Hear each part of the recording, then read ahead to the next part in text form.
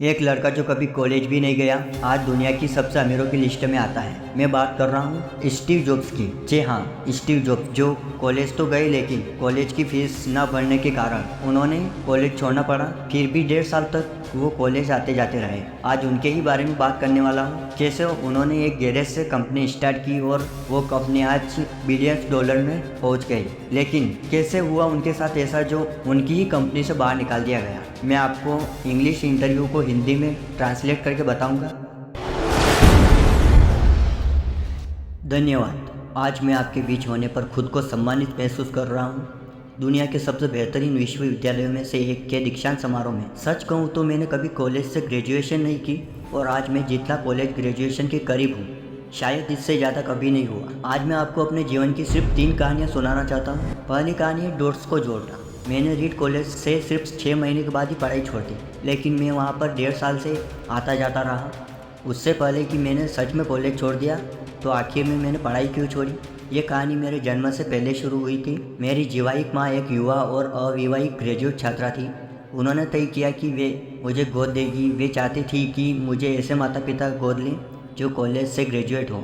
सब कुछ तय हो गया था। एक वकील और उसकी पत्नी मुझे गोद लेने वाले थे, लेकिन जब मैं पैदा हुआ तो उन्होंने आखिरी समय में कहा कि मुझे एक लड़की चाहिए थी। इसलिए मेरे माता पिता जो वेटिंग लिस्ट में थे उन्होंने आधी रात को कॉल आया, हमारे पास एक लड़का है, क्या आप लेना चाहेंगे। उन्होंने कहा ज़रूर। 1 सेकंड भी उन्होंने वक्त नहीं गंवाया और उन्होंने हाँ कर दी। लेकिन जब मेरी जीवाहिक माँ को पता चला कि मेरी माँ ने कभी कॉलेज पूरा ही नहीं किया और मेरे पिता ने तो हाई स्कूल भी नहीं किया, तो उन्होंने गोद लेने के कागज़ों पर साइन करने से ही मना कर दिया। कई महीनों बाद उन्होंने तब साइन किए जब मेरे माता पिता ने वादा किया कि मैं कॉलेज ज़रूर भेजूंगा लड़के को। 17 साल बाद मैं सच में कॉलेज गया, लेकिन मैंने भोलेपन में ऐसा कॉलेज चुन लिया जो लगभग स्टैनफोर्ड जितना ही महंगा था। मेरे मजदूर वर्ग माता पिता की सारी बचत मेरी कॉलेज फीस में जा रही थी। 6 महीने बाद मुझे समझ नहीं आया कि मैं क्या कर रहा हूँ। मुझे नहीं पता था कि मुझे ज़िंदगी में क्या करना है और कॉलेज कैसे मेरी मदद करेगा, और मैं अपने माता पिता की सारी बचत खर्च करवा रहा था। इसलिए मैंने कॉलेज छोड़ने का फैसला किया और भरोसा किया कि सब कुछ ठीक होगा। वो समय मेरे लिए बहुत ही डरावना था, लेकिन पीछे मुड़कर देखता हूँ तो ये मेरे जीवन के सबसे अच्छे फैसलों में से एक फैसला था। जैसे ही मैंने कॉलेज छोड़ा, मैंने बोर्डिंग क्लास को छोड़ दी और उन क्लासों में जाने लगा जो सच में मुझे दिलचस्पी थी। लेकिन ये सब इतना आसान नहीं था। मेरे पास रहने के लिए कोई रूम नहीं था। मैं दोस्तों के कमरों पे फर्श पर सोता था, खाली कोका कोला की बोतलें लौटाकर पैसे कमाता था और हर रोज़ रविवार को 7 मील पैदल चलकर हरे कृष्ण मंदिर में जाकर एक अच्छा भोजन करता था। मुझे ये सब कुछ अच्छा लगता था। मेरी जिज्ञासा और दिल की आवाज़ सुनकर जो चीज़ें मैंने सीखी वो आगे चलकर बेहद ही कीमती साबित हुई।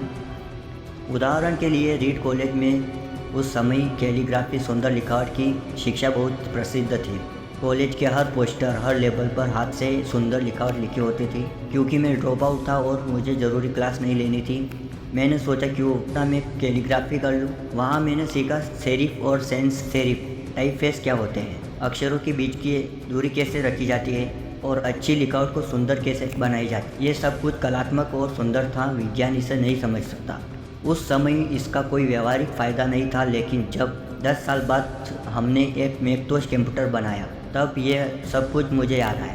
मैकटोश कंप्यूटर पहला सुंदर टाइपोग्राफी थी और अगर मैं वो क्लास नहीं करता तो शायद ही मैक में इतने सुंदर फॉन्ट्स नहीं होते और शायद आज किसी कंप्यूटर में भी नहीं होते। जब मैं कॉलेज में था तो मुझे आगे के बिंदु नहीं दिखे, लेकिन 10 साल बाद पीछे मुड़कर देखा तो सब कुछ जुड़ गया था। ज़िंदगी के बिंदु आगे देखकर नहीं जुड़ते, पीछे देखकर जुड़ते हैं। इसलिए आपको भरोसा रखना चाहिए कि ये बिंदु किसी न किसी दिन जुड़ जाएंगे। आपको किसी चीज़ पर विश्वास रखना होगा, अपने दिल पर, अपने किस्मत पर या फिर खुद पर, क्योंकि ये भरोसा आपको अपने दिल की सुनने की हिम्मत देता है। भले ही रास्ता गलत क्यों ना हो, लेकिन वही रास्ता आपको सबसे अलग बनाता है। दूसरी कहानी है लव एंड लॉस। मुझे किस्मत से जल्दी ही पता चल गया कि मुझे क्या पसंद है। मैं और वॉज ने एप्पल की शुरुआत की। मेरे पिता के गैरेज से मैंने एक कंपनी शुरू की जब मैं 20 साल का था। हमने बहुत मेहनत की और 10 साल में एप्पल 2 लोगों की गैरेज से $2 अरब की कंपनी बन गई, जिसमें 4000 से ज़्यादा कर्मचारी थे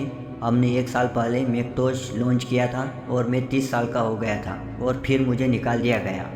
हाँ, उसी कंपनी से जिसे मैंने शुरू किया था। जैसे कंपनी बढ़ने पर हमने एक व्यक्ति को एसईओ बनाया जो बहुत बुद्धिमान व्यक्ति था। पहले साल सब कुछ ठीक चला, लेकिन धीरे धीरे हमारी सोच अलग होने लगी। आखिरकार बोर्ड ने भी उसे सपोर्ट किया, मुझे नहीं, और 30 साल की उम्र में मुझे कंपनी से बाहर कर दिया, वो भी बहुत ही सार्वजनिक रूप से। मेरी पूरी जिंदगी का मकसद जैसे खत्म हो गया था। कई महीनों तक मुझे समझ नहीं आया कि अब मैं क्या करूं। मुझे लगा कि मैंने अपने पूर्वजों को निराश किया है। मैंने डेविड पिकॉक और बॉब नॉइस से मिलकर माफ़ी मांगी। मैं खुद को एक फेलियर मान चुका था, लेकिन धीरे धीरे एहसास हुआ कि मुझे अब भी वही काम पसंद है। मुझे एप्पल से निकालने के बाद भी मुझे मेरे काम से बहुत लगाव था, इसलिए मैंने फिर से शुरुआत की। मुझे तब नहीं पता था, लेकिन बाद में मुझे समझ आया कि एप्पल से निकालने के बाद से मेरी ज़िंदगी का सबसे अच्छा और रचनात्मक दौर शुरू हुआ। अगले 5 साल में मैंने नेक्स्ट और पिक्सर नाम की 2 कंपनियां शुरू की। पिक्सर दुनिया की पहली computer animated film toy story बनाई और आज वो सबसे सफल एनिमेटेड स्टूडियो है। फिर एप्पल ने नेक्स्ट को खरीद लिया और मैं वापस लौट आया एप्पल में। नेक्स्ट की तकनीक ही आज मुझे एप्पल में फिर रिटर्न लेके आई और इस दौरान मुझे मेरी पत्नी लॉरिन मिली। हमारा सुंदर परिवार बना।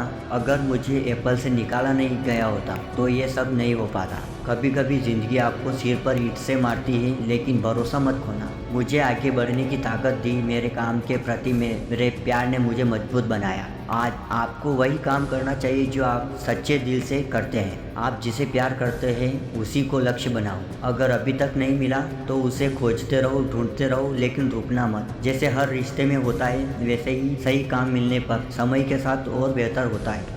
दूसरी कहानी है मौत के बारे में। जब मैं 17 साल का था, मैंने एक कोट पढ़ा, अगर आप हर दिन ऐसे जिए जैसे वो आपका आखिरी दिन है तो एक दिन आप बिल्कुल सही साबित होंगे। इसने मुझ पर गहरा असर डाला। पिछले 33 सालों से मैं हर सुबह आईने में देखता हूँ और खुद से पूछता हूँ, अगर आज मेरी ज़िंदगी का आखिरी दिन होता तो क्या मैं वही करता जो आज करने जा रहा हूँ। जब कई दिनों तक जवाब सिर्फ ना ही होता तो मुझे समझ आता है कि कुछ बदलने की ज़रूरत है। मौत को याद रखना मेरे जीवन के बड़े फैसले लेने में सबसे उपयोगी साधन रहा है, क्योंकि लगभग हर चीज़ उम्मीद से, डर से, शर्म से, असफलता से सब मौत के सामने बेकार हो जाती है और केवल वही बचता है जो सच में महत्वपूर्ण है। 1 साल पहले मुझे कैंसर हुआ था। सुबह 7:30 बजे मुझे स्कैन किया। मेरे पैंक्रियास पर ट्यूमर दिखा। डॉक्टरों ने कहा ये लगभग लाइलाज कैंसर है और मेरे पास 3 से 6 महीने का समय है। उन्होंने कहा घर जाइए और अपनी बातें पूरी कर लीजिए, मतलब मरने की तैयारी करो, अब आपके पास समय नहीं बचा। शाम को बायोप्सी हुई और चमत्कार हुआ। वो कैंसर एक ऐसा रूप निकला जिसका इलाज सर्जरी से हो सकता था। सर्जरी हुई, अब मैं बिल्कुल ठीक। ये मौत के करीब का सामना था और मैं चाहता हूँ कि ये आखिरी भी हो। अब मैं यकीन से कह सकता हूँ कोई भी मरना नहीं चाहता, यहाँ तक कि जो स्वर्ग जाना चाहता है वो भी मरना नहीं चाहेंगे। फिर भी मौत सबकी मंजिल है, कोई इससे बच नहीं पाया। मौत जिंदगी का सबसे बड़ा आविष्कार है। ये पुराने को हटाकर नए को जगह देती है। अभी नए आप हैं, लेकिन कुछ सालों में आप भी पुराने हो जाएंगे। माफ़ करना अगर मैं ज़्यादा भावुक हो गया, लेकिन यही सच है। आपका समय सीमित है, किसी और की ज़िंदगी जीने में इसे बर्बाद मत करो।